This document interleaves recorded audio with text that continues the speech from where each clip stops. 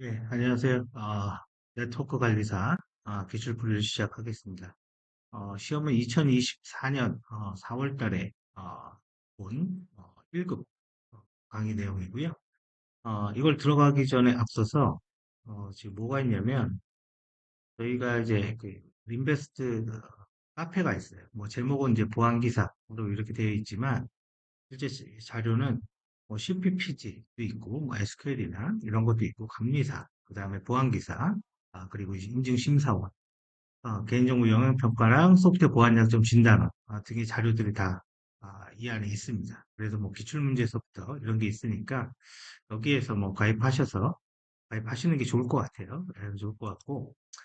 자, 그래서 일단은 이제 내용을 보면 TCP/IP입니다. 근데 이제는 단순하게 외워야 될 거는 외워야 됩니다.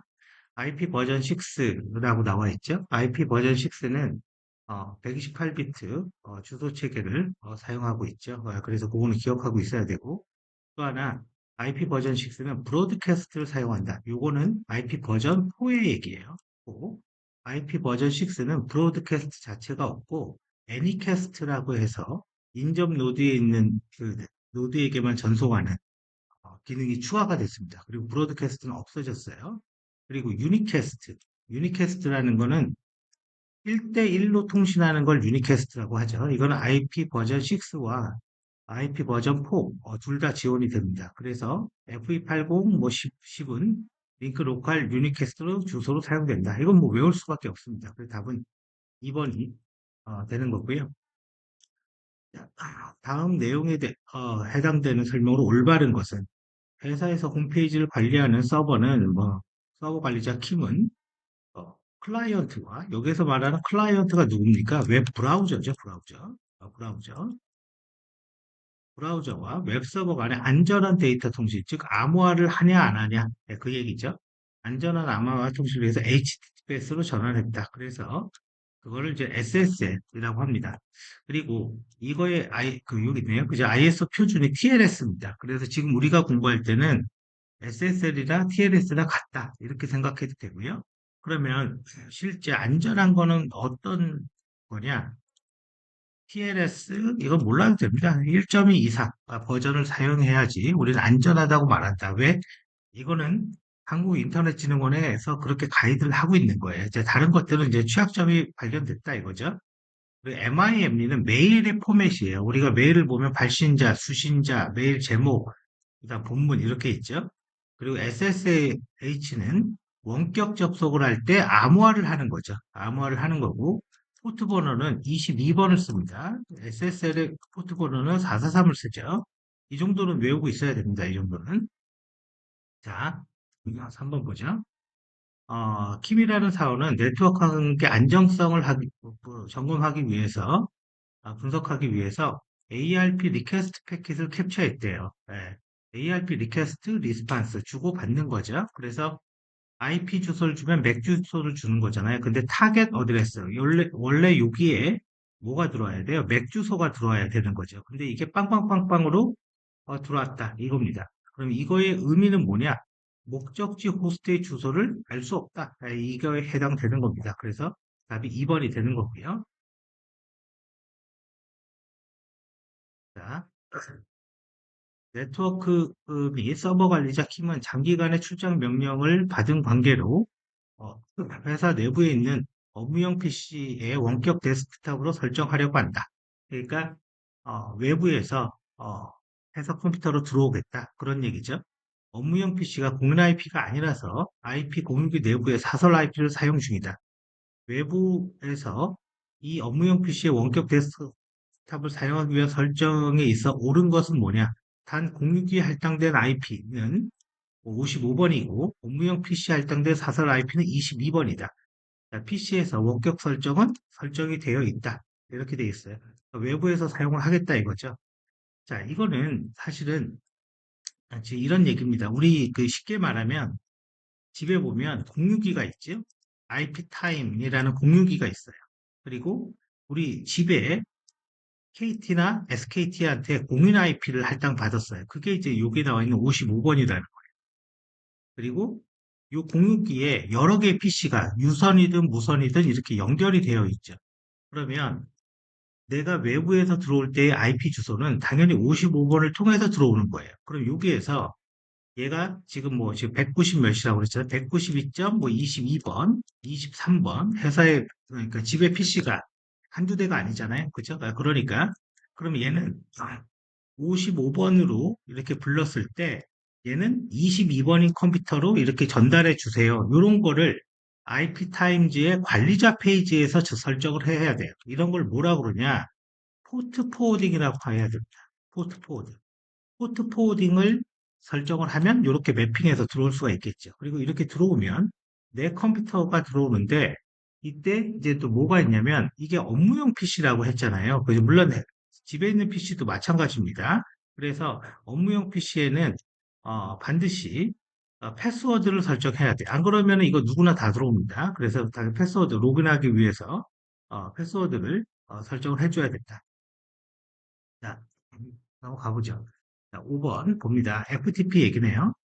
자, 특정 호스트로 들어오는 패킷의 헤더를 추출한대요. 그게 TCP 덤프가 21번. 21번이라는 말의 의미, TCP 덤프는 뭐 하는 겁니까? 스니핑을 하는 프로그램이죠, 스니핑. 21번 포트를 한대요. 그러면 이 21번 포트는 FTP에서 명령을 전송하는, 즉 명령 전송, 명령이 뭐예요? 예를 들어서 로그인해, 패스워드 뭐 입력이야, 뭐 파일 업로드해, 파일 다운로드해 이런 게 명령이죠. 그러니까 이 명령을 전송하는 포트가 21번 포트로 고정되어 있어요. 그래서 TCP 덤프 포트 21번은 21번으로 들어오는 패킷을 보여주는 역할을 합니다. 그래서 밑에 있는 예제는 22번을 하고 있죠. 이 22번은 SSH가 원격 접속 프로그램이잖아요. 암호화는 22번을 이렇게도 할 수 있다라는 거고요. 자, 넘어가 보죠. 다음은 이제 와이어샤크. 이것도 이제 스니핑 프로그램이죠. 그러니까 스니핑 프로그램이 TCP 덤프도 있고 와이어샤크도 있습니다. 그래서 두 개 알아두세요. 와이어샤크의 디스플레이 필터. 그러니까 스니핑을 하면 엄청 많은 데이터들이 이렇게 보이는데 이거를 가지고 필터링하는 방법이 뭐냐? 그걸 묻고 있는 거죠. 그러면 지금 밑에 보면 데스티네이션이 888입니다. 그죠? 이렇게 나오는 거. 이 888이 구글 DNS 서버의 IP 주소예요. 그러면 소스는 내 PC겠죠.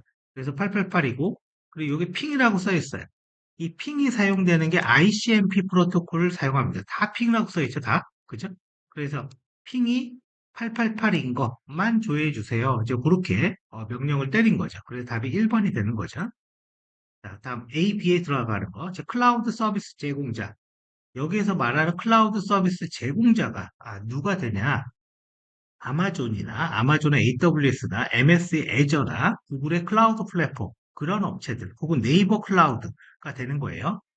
클러스터링하는 물리적 위치, 클러스터링이라는 거는 이제 중복해서 둔다. 그런 뜻이라고 보시면 돼요. 물리적 위치를 우리는 뭐라고 그러냐면 리전이라고 합니다. 우리가 흔히 IDC 센터라는 게 있죠. 그죠? 인터넷 데이터 센터. 전산실 큰데 그렇게 생각하면 돼요. 그거를 리전이라고 하고 그 안에 논리적 영역을 가용 영역, H라고도 얘기합니다. 약자로 HZ 이렇게 쓰면 돼요. 자, 그렇게 돼 있다. 자, 그리고 이제 8번으로 가보죠. 다음 TCP 프로토콜의 전송 과정 설명으로 올바른 것은 되어 있어요. 데이터 전송 과정에서 흐름 제어. 흐름 제어라는 게 뭡니까? 간단하게 생각하면 돼요. 얘가 빨리 받을 수 있어. 그럼 빨리 보내줘. 얘가 빨리 못 받아. 그럼 천천히 보내줘. 그죠?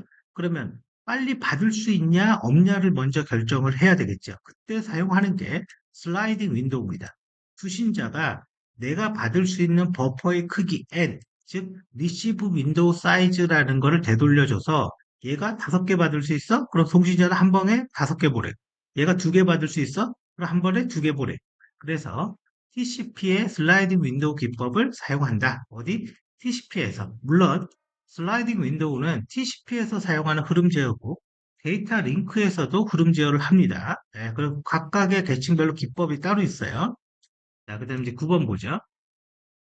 ICMP 오류 메시지 네트워크에 오류가 있냐 없냐 확인하는 거죠. 옳지 않은 것을. 자, 오류가 발생한 IP 패킷의 일부로 헤더와 추가적인 8바이트가 ICMP 메시지로 수신자의 호스트가 아니죠. 송신자의 호스트죠. 내 컴퓨터가 여기 있고 목적지 컴퓨터가 위에 있으면 내가 핑을 때려요. 그럼 핑 ICMP 에코 리퀘스트 번호로는 8번입니다. 그다음에 얘가 응답을 이렇게 주죠. ICMP 에코 리플라이 번호로는 0번입니다. 그러니까 수신자의 호스트가 아니라 송신자인 얘의 호스트에 전달되는 거죠. 그러니까 이건 잘못된 거죠. 자, 그리고 이제 10번 봐보죠. DHCP. 우리 집에서 인터넷 쓰면 다 DHCP라고 생각하면 됩니다. 연결만 했더니 IP 주소가 오더라. 이런 얘기죠. 그래서 이 DHCP는 기본적으로 UDP를 씁니다. 그래서 내 컴퓨터가 부팅이 되면 DHCP 서버가 어디 있는지 나는 모르니까 그냥 브로드캐스트 쏘는 거예요. 그냥 이렇게 쏩니다. 브로드캐스트로. 그럼 DHCP 서버가 그 메시지를 받았어요. 그러면 유니캐스트로 1대1이죠. IP를 내려줍니다. 이때 사용하는 포트가 여기 TCP 프로토콜이 아니라 UDP를 사용하고 있다. 이거 잘못된 거죠. RARP, 맥 주소를 주면 IP 주소를 주는 것. RARP 메시지는 데이터그램 형태로 캡슐화되어서 전송된다라고 그랬는데요. 데이터그램이라는 건 뭡니까? IP 주소를 얘기하는 거예요. IP 계층에서. 그죠? 네, 그래서 4번은 아닌 거죠. 자, TCP의 그 헤더의 옵션 중에 옳지 않은 것은 오히려 이제 이런 게 좀 어렵죠, 사실은. 우리가 왜냐면 헤더의 옵션까지 다 외울 수는 없거든요. 그래서 요거는 문제로서 보세요. 그냥 RTT 헤더의 옵션이 아니라 타임스탬프. 타임스탬프가 뭡니까? 유일한 값을 얘기하는 거죠. 뭐 시퀀스 번호, 타임스탬프 전부 다 뭐냐면 유일한 값을 의미한다. 자, IP 버전 6에 대해서 옳지 않은 것은 이렇게 되어 있어요. 브로드캐스트를 새로 도입했다. 요거 1번 문제 때 얘기했죠. 이거 없어지고 유니캐스트다. TFTP, UDP를 사용하고 69번 포트를 사용한다. 그래서 빠르게 데이터를 전송할 수 있는데 인증 과정이 없어서 보안에 취약하다. 딱 이렇게 기억하면 됩니다. 자, 그래서 TFTP는 UDP 프로토콜 사용하여 두 개 호스트 간에 파일을 전송해 준다. 그죠? 이게 맞는 말이죠. RIRP, 라우팅 프로토콜 중에 하나인데 유닉스의 RIPD라는 데몬 프로세스 형태로 구현되어 있고 통과하는 라우터의 수가 적은 쪽으로 경로를 잡는 것. 소규모 네트워크에서 쓴다. 딱 이렇게 기억하면 돼요. 그래서 대규모 네트워크에 최적화다. 대규모 네트워크는 OSPF. 그래서 여기 30초마다 브로드캐스팅 한다라는 말도 있고 여기 보면 홉 카운트라는 말이 나와야 돼요. 없나? 여기 하여튼 홉 카운트, 즉 통과하는 라우터의 수가 적은 쪽으로. 근데 요거와 같은 말이에요. TTL, Time to Live. 통과하는 라우터의 수가 적은 쪽으로 경로를 잡는다. 자, 멀티캐스트라는 거는 등록된 사람들만 메시지를 받을 수 있게 하는 거예요. 그럼 등록된 사람들이 누구냐? 이걸 먼저 관리해야 되겠죠. 그때 쓰는 게 인터넷 그룹 멀티캐스트 프로토콜. 여기에 등록된 사람들의 목록이 있다. 그래서 얘네들한테만 데이터를 보낸다 이거죠. 자, 네트워크 일반. 자, 서브넷은 이게 0인데 이 0이라는 건 네트워크 전체를 나타냅니다. 제일 마지막 번호가 0이라는 거는.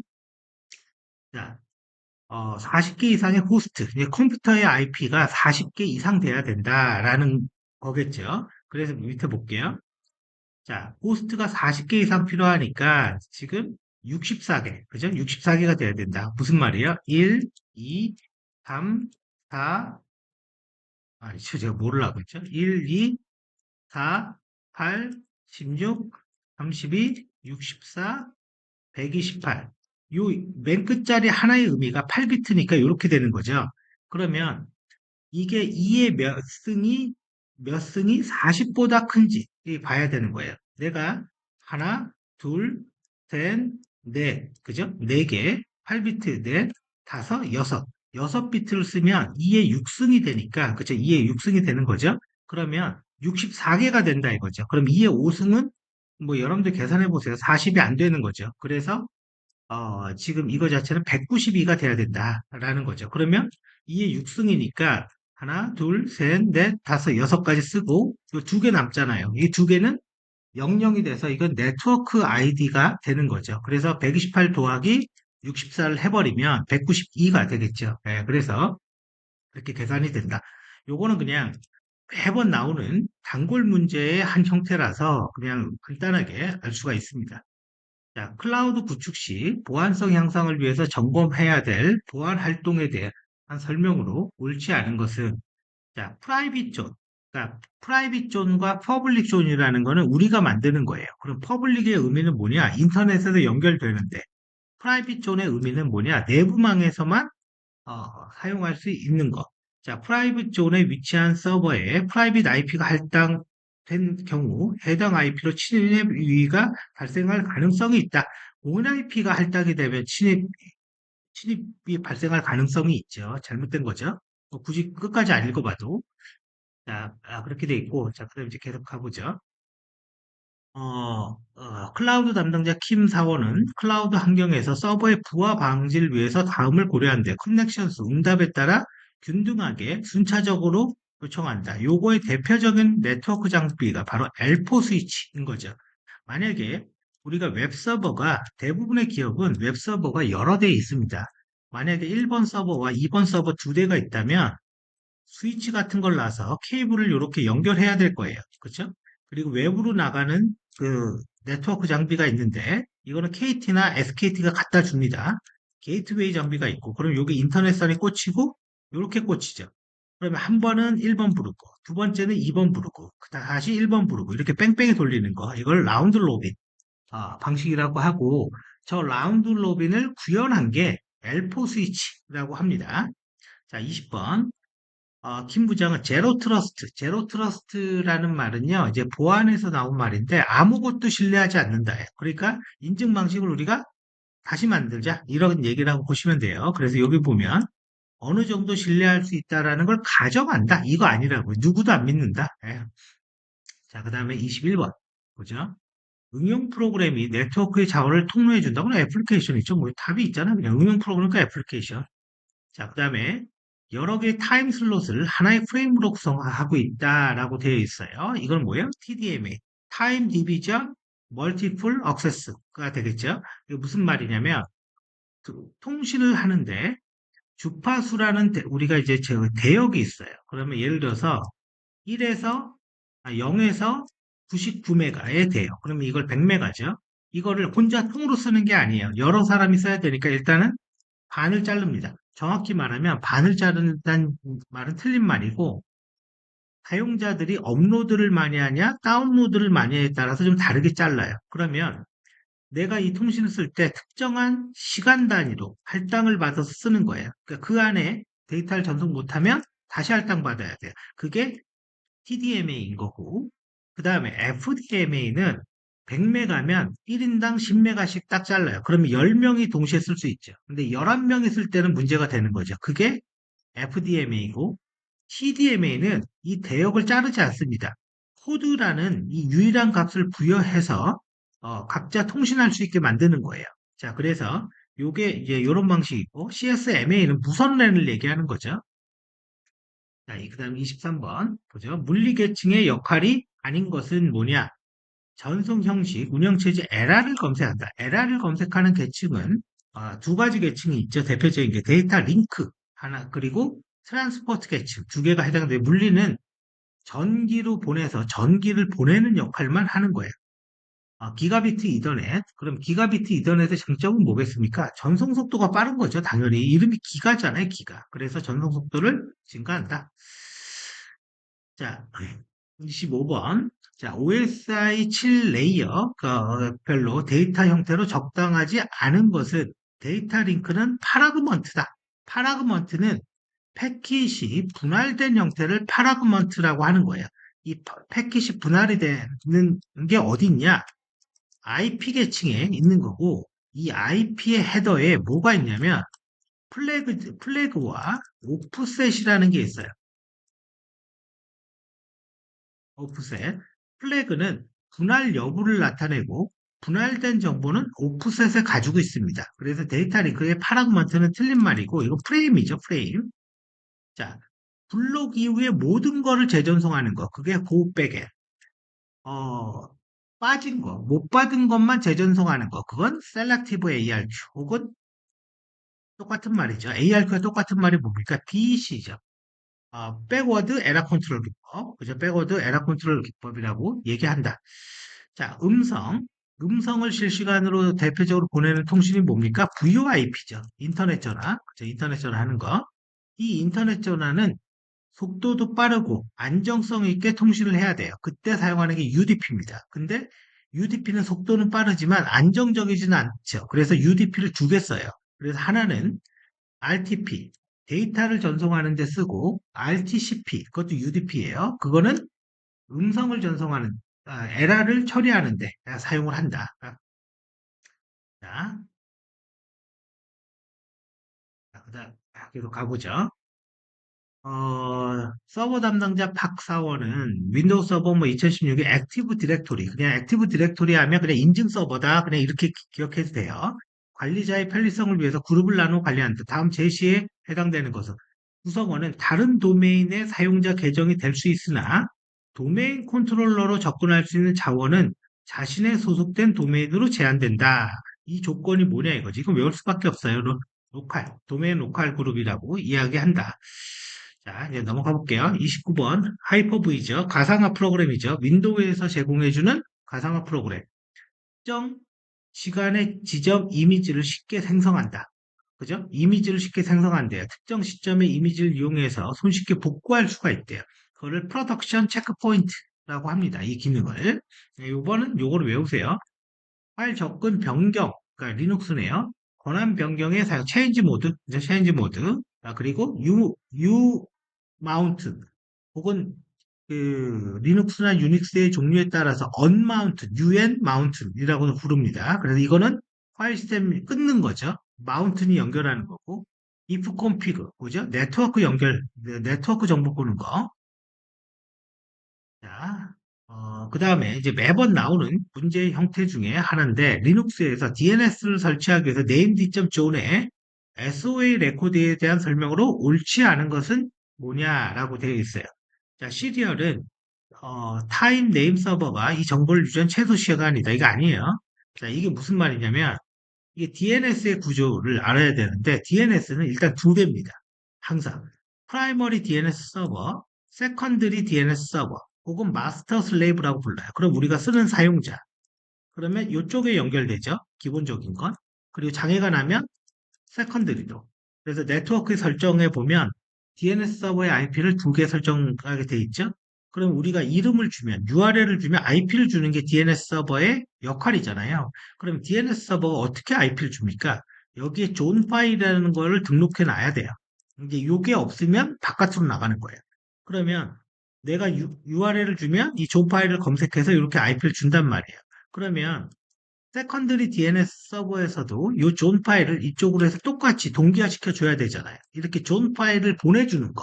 이거를 우리는 뭐라고 하냐? 존 트랜스퍼라고 합니다. 이 존 트랜스퍼 기능을 가지고 있는 거예요. 그런데 여기에 이 존 파일이 언제 변경됐고, 그죠? 변경됐는지 알아야지 얘가 뭘 할 수 있어요? 가져올 수 있겠죠. 그래, 그게 시리얼입니다. 세컨더리 DNS 서버가 존 파일의 수정 여부를 알기 위해서 시리얼을 사용한다. 음, 그래서 DNS.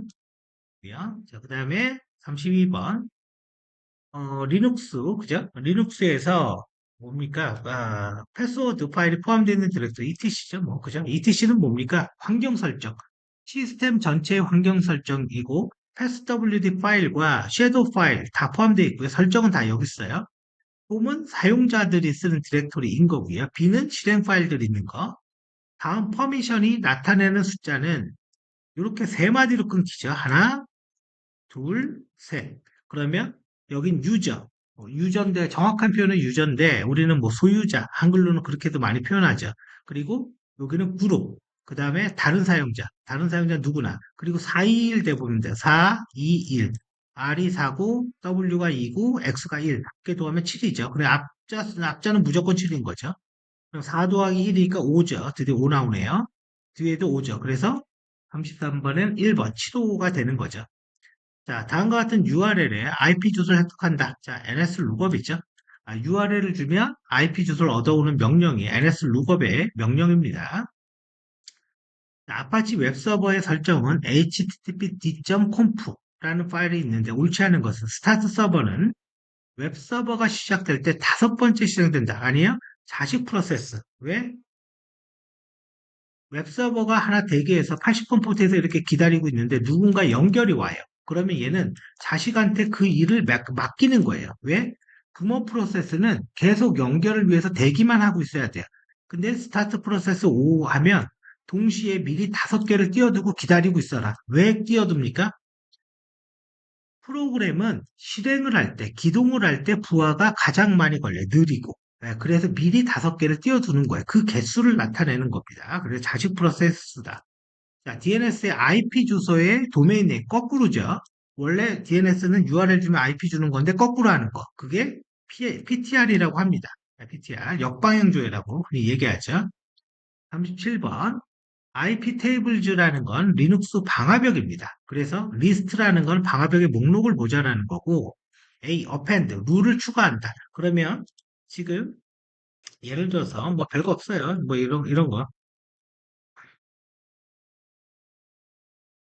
테이블즈 마이너스 L이죠. 그러면 이 인풋의 다른 말이 뭡니까? 인바운드, 아웃풋, 아웃바운드, 그죠? 똑같은 말이에요. 혹은 인글래스, 혹은 이그레스라고 얘기합니다.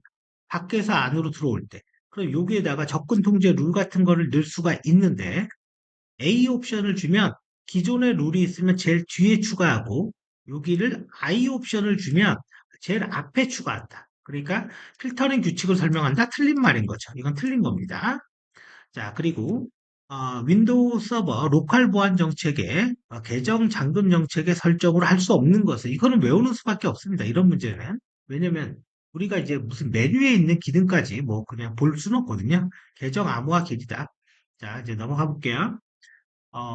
mtime이라는 거는 변경된 파일을 찾는 겁니다. 왜? 이 m의 약자가 뭡니까? modify. a는 access. 근데 여기에서 뭐라고 얘기하냐면 일주일 내 수정된 파일을 찾아라. 그러면 지금 제가 만약에 echo AA라는 글자를 AA.txt에 넣어라. 그러면 이 저 AA.txt는 지금 만들어진 거잖아요. 그죠? 그러면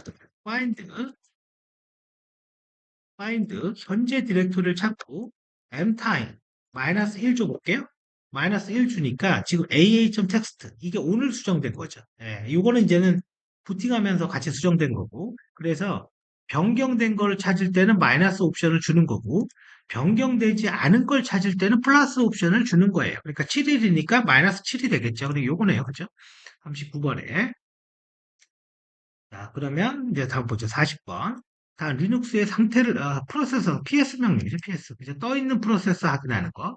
이게 윈도우에서는 타스크 리스트라는 명령어죠. 타스크 리스트. 물론 이제 타스크 리스트는 여기 잘 안 나옵니다. 이제 네트워크 관리에서 잘 안 나와요. 서브 디렉토리까지 강제적으로 삭제하는 거. 디렉토리 안에 디렉토리까지. 그게 마이너스 RF입니다. RF. 좀 넘어가죠. 자, 서버 담당자 장이라는 사람이 윈도우 서버의 디스크 용량을 증설하는 도중 윈도우 서버는 다음과 같은 화면을 봤대요. 그럼 뭐 잘 보이지는 않지만 자, 그래서 사원을 추가해서 디스크를 사용하기 위해서 수행할 작업으로 디스크를 그러니까 용량 추가하는데 그거랑 관련이 없는 것은 뭐냐? 그 스팸 볼륨. 이건 관련 없어요. 자, 이것도 잘 안 보이네요. 이거는 보니까 SC 쿼리의 명령어 같아요. 윈도우에는 서비스라는 게 있죠. 네. SC 쿼리 하면 이렇게 서비스라는 게 나옵니다. 서비스는 기본적으로 뭐예요? 쿼타킴에 이렇게 기동되어 있는 거. 물론 기동이 안 되어 있을 수도 있어요. 이런 서비스들이 이렇게 등장을 하는 거죠. 예, 이걸 보는 명령이 뭐냐? SC 쿼리. 그래서 프로그램의 이름을 줘서 볼 수 있다. 자, 넷 쿼리 아니에요? 그죠? 이런 거 아니에요? 이런 거 없습니다. 자, 그리고 윈도우를 종료하고자 한다. 다른 하나는 뭐냐? 다른 건 다 끄는 건데 셧다운 마이너스 C 옵션 때문에 그러는데 캔슬의 약자니까 취소다. 그런 얘기죠. 자, 백업 기능을 사용할 수 있다. 윈도우 백업 방법을 실행하는 방법으로 옳지 않은 것은 이거는 그냥 이대로 외우세요. 디스크 파트는 파티션을 할 수 있는 명령어다. 그죠? 이런 거 뭐 외우는 수밖에 없죠. 자, 일단 여기서 끊고 다시 하겠습니다. 자, 이어서 계속하겠습니다. 내부 라우팅 프로토콜 또는 아, 내부 라우팅 또는 프로토콜에 해당되지 않은 것은 뭐냐? 자, 라우팅 프로토콜을 이렇게 나눌 수 있죠. 이 AS라는 이제 관리 단위라고 보면 돼요. 그거를 오토노미머스 시스템. 이 AS 단위로 나누는데 이 AS 안에서 하는 라우팅 프로토콜이 OSPF, 그죠? 근데 이게 F로 돼 있네, 그죠? OSPF, 그다음에 RIP, IIS 이런 게 다 내부 라우팅 프로토콜이고 이 중에서 RIP와 ISIS는 작은 네트워크 규모에 쓰는 거고 OSPF라고 요 치면 요 OSPF는 그 대규모 네트워크에서 사용합니다. 그래서 OSPF는 방과 그 대규모 네트워크에서 링크드 스테이트 기법을 쓰는 거고 RIP는 홉 카운트, TTL, 즉 통과할 수 있는 라우트의 수만큼 수를 가지고 경로를 결정한다. 근데 요 AS 간의 라우팅 프로토콜이 있습니다. 그러면 외부 라우팅 프로토콜, 그게 BGP예요. BGP. 자, 맥 어드레스에 사용하는 거 48비트. 그래서 상위 24비트, 하위 24비트. 상위는 제조사, 하위는 제조사별 일렬번호. 자, MV램, 그죠? 라우터에 있는 저장소라고 생각하면 돼요. 램에서 컨피그레이션 파일을 카피하는 명령은 뭐냐? 자, 이거 배워야죠. 뭐, 카피, 스타트, 컨피그레이션, 뭐, 이렇게 카피한다.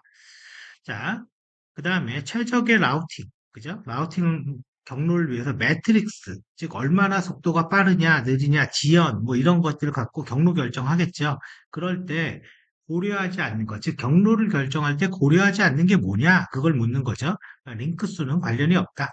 레이드, 디스크 어레이죠. 똑같은 걸 여러 개 중복해서 쓰는 거. 근데 네 개의 디스크 중 두 개가 연속적으로 오류가 나도 억세스가 가능하도록. 그러니까 이건 무슨 말입니까? 중복을 엄청나게 시켜놨다. 그런 거죠. 레이드 6이 됩니다.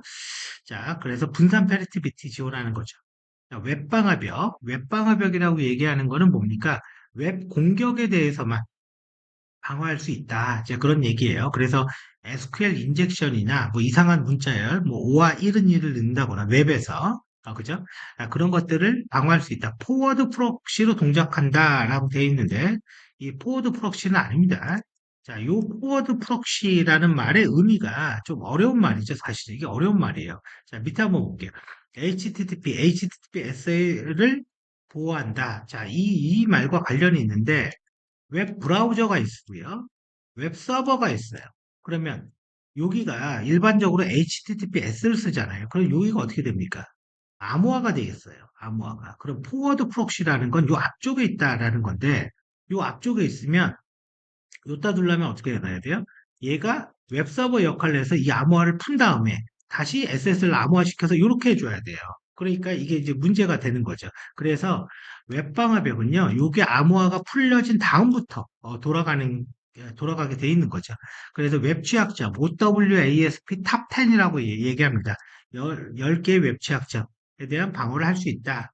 자, 그 다음에 SSL 오프로딩을 지원한다. 뭐 이건 맞는 말이고요. 자, ETC 밑에 패스WD, 그 패스워드 정보를 가지고 있는 거죠. 그럼 물론 실제 패스워드 정보는 어디에 있습니까? 섀도우 파일에 있죠. 접속 차단 일수 이런 건 없습니다. 이런 건. 패스WD는 계정 아이디나 아이디는 영문이니까 컴퓨터는 숫자 쓰죠. 유저 아이디, GID 이런 거 갖고 있고 홈 디렉토리 그죠? 이런 거 셀의 종류. 로그인 실패 정보는 last b로 봅니다. 그래서 btmp라는 파일로 저장돼 있고 저게 이제 바이너리 파일이다 보니까 이 프로그램에 의해서 봐야 되는 거고요. 로그인 로그아웃 정보는 last라는 명령으로 보고 wtmp에 저장돼 있다. 자, nmap 이제 포트 스캐닝을 하는 거죠. UDP 포트 스캐닝 시에 그 서비스가 클로즈 되었을 경우 회신되는 거는 ICMP unreachable, 즉 목적지 도착 불가라는 메시지가 되돌아옵니다. 포트가 닫혔을 때. 그래서 이런 게 있어요. UDP 플러딩이라는 게 있어요. 플러딩. FLOOD, 뭐 ING까지 써도 되고. 그러니까 UDP를 계속 보내는 거예요. 그러면 공격자가 여기 있을 때 UDP를 메시지를 보내요. 얘가 포트가 닫혀 있잖아요. 그럼 나한테 ICMP unreachable이 올 거 아닙니까? 이때 발신자의 IP 주소를 피해자의 IP 주소로 바꿔요. 그럼 누구한테 와요? 얘한테 가죠. 뭐가? ICMP unreachable이. 그래 이거를 UDP 플러딩이라고 얘기하고 이건 사실 보안기사 기출 문제죠. 자, 다음 키 교환. 미국 뭐 스탠퍼드 나왔으면 나오는 겁니다. DPL만. 자, 암호화를 할 때는 제일 중요한 게 안전하게 어떻게 암호화 키를 전달해 줄 수 있냐. 그래서 크게 두 가지가 있는데 DPL만의 키 교환. 이거는 난수를 이용해서, 그죠? 난수를 이용해서 난수를 교환함으로써 암호화 키를 전달하는 방법. 물론 난수 자체가 암호화 키는 아닙니다. 방법이고 또 하나는 RSA의 키 교환. 뭐, 그러니까 네트워크 관리사에 여기까지 나오지는 않아요. 공개키라는 게 존재해요. 근데 거기까지는 얘기 안 할게요. 공개키로 대칭 키를 암호화시켜서 전달하는 방법이 있다. 자, 서로 다른 메시지가 같은 해시 값이 되지 않도록, 자, 이 해시 함수를 이해하는 가장 쉬운 방법은 나머지 계산이라고 보시면 돼요. 5 컴퓨터에서 퍼센트, 50% 5 이런 식으로 이 컴퓨터에서 퍼센트 연산은 나머지 계산입니다. 그럼 나머지가 0이 나오죠. 근데 요거는 이제 입력값이고 나머지가 0이 나오는 거는 50만 있는 게 아니잖아요. 그죠? 예, 그래서 이렇게 입력이 다른데 똑같은 결과가 나오는 거. 이거를 충돌이라고 얘기합니다. 충돌. 그래서 요게 되지 않아야 된다 이거예요. 해시 함수는. 그래서 그걸 충돌 저항성이라고 부른다. 암호화 알고리즘, 이거 무선랜이네요. 그죠? 암호화 알고리즘의 기술로 올바르게 짝지은 것은 뭐냐? 자, 이 무선랜도 사실은 네트워크 관리사도 1급도 의미가 있지만 보안기사에서도 의미가 있어요. 크게 세 가지 분류가 있어요. WEP가 있고요. WPA가 있고요. WPA2가 있어요. 2, 2번. 그죠? 이렇게 있어요. 이 WEP는 최초의 무선랜 암호화 알고리즘으로 RC4라는 스트림 암호화 기법을 쓰고 암호화 키가 고정입니다. 그래서 정적 키라고 얘기해요. 근데 암호화에서 핵심은 암호화 키가 제일 중요하거든요. 이게 고정이다 보니까 무작위 공격으로 공격이 돼요. WPA는 RC4 암호화 알고리즘을 쓰고 TK-IP라는 동적 암호화 키를 씁니다. WPA2는요, 이제 컴퓨터들이 좋아졌어요. AES라는 암호화 알고리즘을 쓰고 암호화키 동적 CCMP라는 걸 같이 사용을 합니다. 그래서 이렇게 돼 있다. 그래서 우리가 안전한 건 이걸 얘기하는 거죠. WPA3도 있긴 한데 지금 쓰는 기업은 없다라고 보셔도 됩니다. 없다라고. 자, 리눅스 하이브 파일이라고 그러는데요. 하이브 파일이라는 건 뭡니까? 윈도우의 레지스트리 정보를 가지고 있는 파일을 하이브 파일이라고 불러요. 그거를 여러 개의 카테고리로 분류해 놨어요. 왜? 너무 많으니까. 그죠? 그 중에서 그 H키 유저스가 뭐냐? 그게 프로파일이다. 프로파일. 그럼 프로파일이 뭘 얘기하는 거냐? 우리가 윈도우 서버 같은 경우는 여러 명의 사용자가 사용할 수 있죠. 그러면 우리가 바탕화면 같은 거 각 개인별로 다르게 구성해 둘 수 있잖아요. 그런 정보가 프로파일입니다. 자, 윈도우 사이즈. 아까 슬라이딩 윈도우 얘기할 때 얘기했죠? 수신 받을 수 있는 버퍼의 크기. 이걸 0으로 주면 어떻게 됩니까? 수신자가 못 받는다 그거죠. 그거를 리드 DOS, 디도스 공격이라고 얘기한다. 자, 정보보호 제품은 CC 인증을 받은 제품을 구매해야 돼요. 어디? 공공기관에서는. 그죠? 왜 국정원 가이드라는 게 있어요. 그래서 정보보호 제품에 대한 표준 인증 혹은 상호 인증이다라고 보시면 됩니다. 그래서 CC인 거고요. 나머지 우리랑 관련 없습니다. 자, 여기까지 하면 1회 그 24년도 기출풀이를 종료를 하겠습니다.